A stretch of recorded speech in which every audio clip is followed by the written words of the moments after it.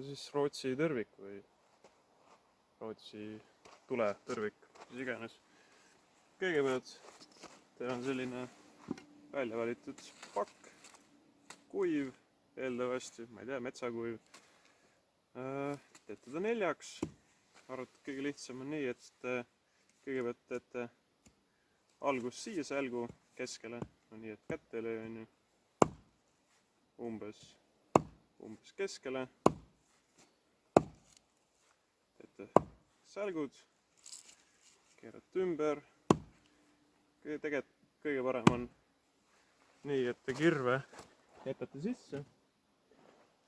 Võtate teise paku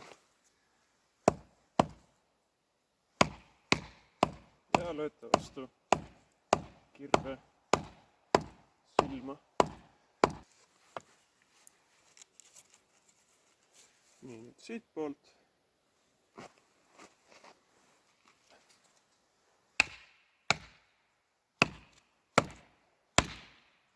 Kui kirvega lööte, siis lööge rohkem siia poole. Te nägite, et ma lõin siia, aga see on halb. Peate siia lööma. Sest kui te siia lööte ja läbi läheb, siis pakk läheb vastu kõhtu kirvevarrel ja see võib kirvevard siis nagu katki teha. Et parem on, kui te äärele lööte. Lõin jälle mööda. Nii. No nüüd on juba pooleks. Ja siis nii ka.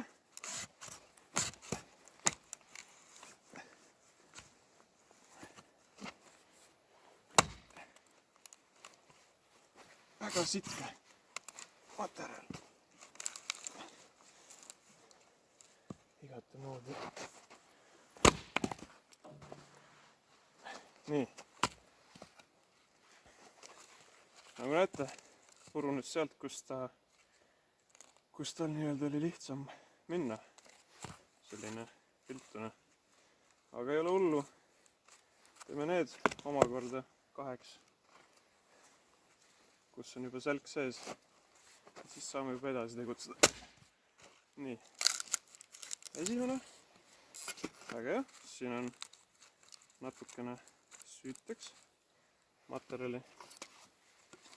Samamoodi. Jätame kõrvale. Siis teeme selle. Nii. Nüüd on juba lihtsam. Nüüd on meil 4 tükki olemas. Nüüd võiks need kokku ka panna. Nii, see on omamoodi.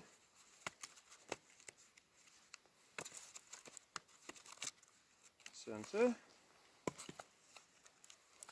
Ja 3. on siis nii. 4. tähendab. Nii, nüüd on 4 tükki koos. Nagu näete. Nüüd kuna ta seisab mul niimoodi päris hästi, siis see tähendab seda, et võtame lahti. Paneme nad siia. Teeme 4. Eraldiseisvuks osaks.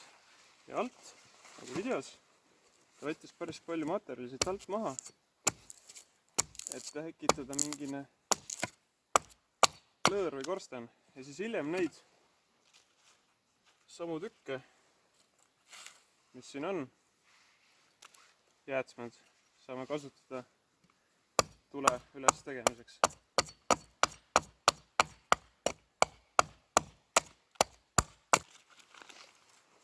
Nüüd uuesti jälle kokku paneme,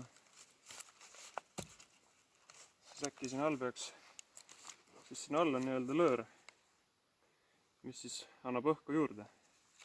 Nii, sellega on nüüd korras. Järgmiseks sammuks ta võttis igal ühel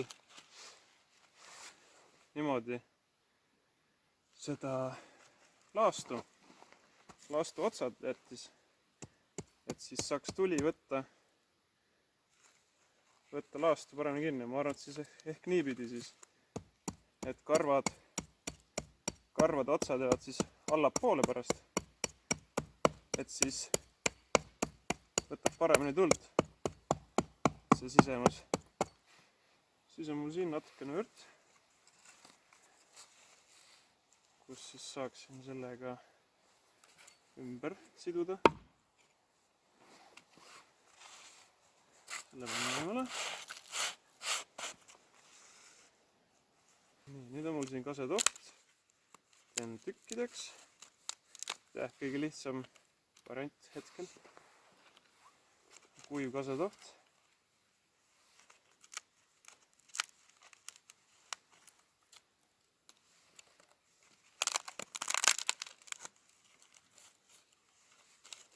Ma siis panen sinna vahele. Nii. Võtan need. Panen kokku. Kohe käega hoian. Panen siia vahele kasetohtu.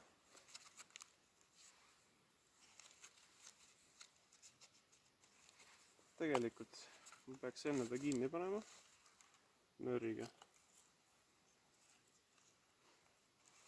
Et saaks tugevalt hoiaks. Seda on suht kiitsakas ka mul. Et mida suurem, siis seda paremini ta hoiab ennast püsti. Kui sa sinna vahele paned asju. Kas nii ulatub? Nii ulatub küll. Tõmbad mingi lihtsa sõlme peale, mis siis hoiab pakki koos enam-vähem. Aga kindlasti võiks ikkagi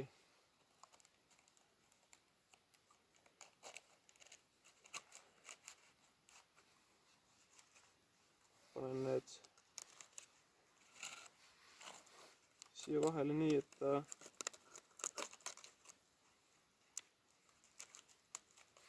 saab ilusti tuld.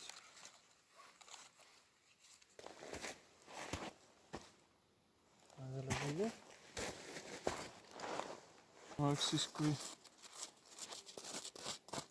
see liiv, kui teha, siin on jah päris liivane pinnas.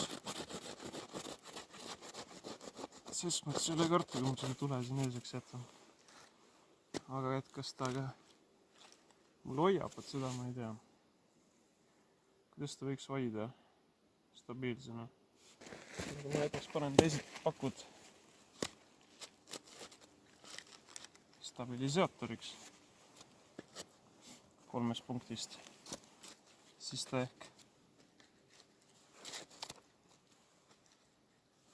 ehk hoiab. Aga nii.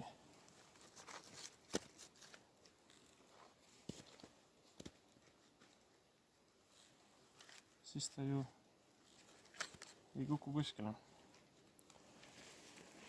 Aga noh, lihtsam on ikkagi nii-öelda lume sees teda taguda, lume sisse näiteks. Või siis pehme pinnas, et teda nagu natuke allapoole taguda. Ma ei tea, ma arvan. Ma ka kõiki ei tea. Aga noh, nüüd võiks teda põlema süüdata näiteks. Vaatame, mis juhtub. Nii, kasetoht. Läheb väga hästi põlema. Siit poolt ka.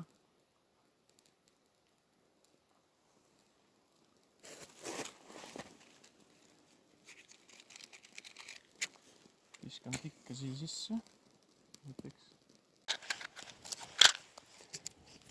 Nii, sain ta põhimõtteliselt põlema. Panin tegelikult päris ohtralt kasetohtu, aga noh, seda metsas on ja võid ju priisata küll. Pange täiega kasetohtu ja küll põlema saate. See ongi esimest korda, me kõik teeme esimest korda. Et näed, tegelikult põleb ilusti küll. Vahepeal puhud juurde ja varsti saad praemuna küpsetada.